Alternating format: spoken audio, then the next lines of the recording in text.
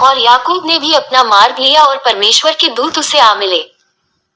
उनको देखते ही याकूब ने कहा, ये तो परमेश्वर का दल है। सो उसने उस स्थान का नाम महनैम रखा। तब याकूब ने सेर देश में अर्थात अदोम देश में अपने भाई एसाव के पास अपने आगे दूत भेज दिए।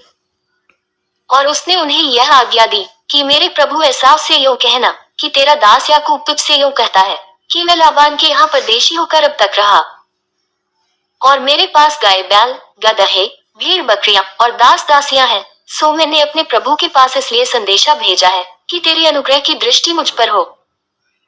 वे दूत याकूब के पास लौट के कहने लगे, हम तेरे भाई एसाव के पास गए थे और वह भी तुझसे भेंट करने को 400 पुरुष संग लिए हुए चला आता है। तब याकूब ने पर डर गया और संकट में पड़ा, और यह सोचकर अपने संग वालों के और भेड़ बकरियों और गाय बैलों और ऊंटों के भी अलग अलग 2 दल कर लिए कि यदि एसाव आकर पहले दल को मारने लगे तो दूसरा दल भागकर बच जाएगा। फिर याकूब ने कहा, हे यहोवा, हे मेरे दादा इब्राहिम के परमेश्वर, तूने तो मुझसे कहा कि अपने देश और जन्मभूमि में लौट जा और मैं तेरी भलाई करूंगा।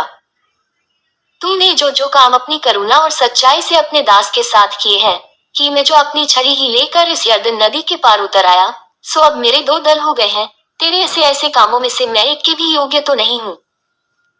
मेरी विनती सुनकर मुझे मेरे भाई एसाव के हाथ से बचा। मैं तो उससे डरता हूँ, कहीं ऐसा नहीं हो कि वह आकर मुझे और माँ समेत लड़कों को भी मार डाले। तूने तो कहा है कि मैं निश्चय तेरी भलाई करूंगा और तेरे वंश को समुद्र की बालू के किनकों के समान बहुत करूंगा, जो बहुतायत के मारे गिने नहीं जो सकते। और उसने उस दिन की रात वहीं बिताए और जो कुछ उसके पास था उसमें से अपने भाई एसाव की भेंट के लिए छांट छांट कर निकाला, अर्थात 200 बकरियां और 20 बकरे और 200 भेड़ें और 20 मेढ़े और बच्चों समेत दूध देने वाली 30 ऊँटनियां और 40 गायें और 10 बैल और 20 गदहियां और उनके 10 बच्चे।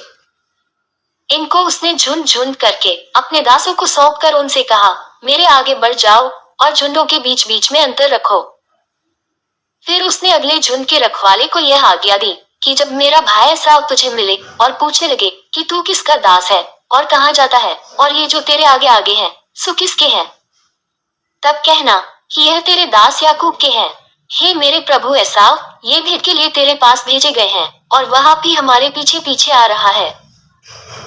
और उसने दूसरे और तीसरे रखवालों को भी वरन उस सबों को जो झुंडों के पीछे पीछे थे ऐसी ही आज्ञा दी कि जब एसाव तुमको मिले तब इसी प्रकार उससे कहना, और यह भी कहना कि तेरा दास याकूब हमारे पीछे पीछे आ रहा है, क्योंकि उसने ये सोचा कि यह भेंट जो मेरे आगे आगे जाती है, इसके द्वारा मैं उसके क्रोध को शांत करके तब उसका दर्शन करूंगा, हो सकता है वह मुझसे प्रसन्न हो जाए। सो वह भेंट याकूब से पहले पार उतर गई और वह उस रात को छावनी में रहा। उसी रात को वह उठा और अपनी दोनों स्त्रियों और दोनों लौंडियों और 11 लड़कों को संग लेकर घाट से यब्बोक नदी के पार उतर गया, और उसने उन्हें उस नदी के पार उतार दिया वरन अपना सब कुछ पार उतार दिया।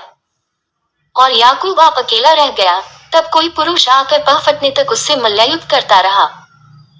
जब उसने देखा कि मैं याकूब पर प्रबल नहीं होता, तब उसकी जान की नस को छुआ, सो याकूब की जान की नस उससे मल्लयुद्ध करते ही करते चढ़ गई।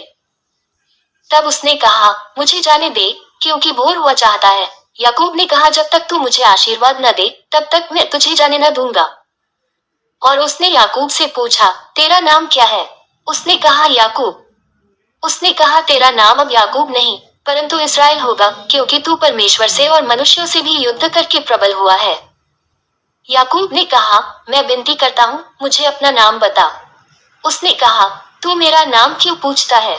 तब उसने उसको वही आशीर्वाद दिया। तब याकूब ने ये कहकर उस स्थान का नाम पनीएल रखा कि परमेश्वर को आमने सामने देखने पर भी मेरा प्राण बच गया है। पनूएल के पास से चलते चलते सूर्य उदय हो गया और वह जाम से लंगड़ाता था। इस्राएली जो पशुओं की जाम की जोड़ वाले जंघानस को आज के दिन तक नहीं खाते, इसका कारण यही है कि उस पुरुष ने याकूब की जाम की जोड़ में जंघानस को छुआ था। और याकूब ने